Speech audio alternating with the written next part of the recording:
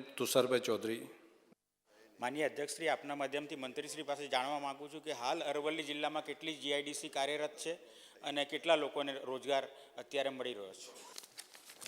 માનનીય અધ્યક્ષશ્રી, રાજ્યના વિવિધ વિસ્તારોના ઔદ્યોગિક વિકાસની સ્થાપના દ્વારા સમતલ અને ઝડપથી આર્થિક વિકાસ સાધવાના ઉદ્દેશ સાથે રાજ્ય સરકારશ્રી દ્વારા ઔદ્યોગિક વિકાસ અધિનિયમ 1962 હેઠળ ગુજરાત ઔદ્યોગિક વિકાસ નિગમની સ્થાપના કરવામાં આવેલ છે. જીઆઈડીસી દ્વારા અરવલ્લી જિલ્લાની 3 તાલુકામાં 4 વસાહતોની સ્થાપના કરવામાં આવેલ છે, જે કાર્યરત છે. જેની વિગત: અરવલ્લી જિલ્લાના ભિલોડા તાલુકામાં વસાહતનું નામ છે ભિલોડા, વિસ્તાર 15.15 2004માં ચાલુ કરવામાં આવી છે.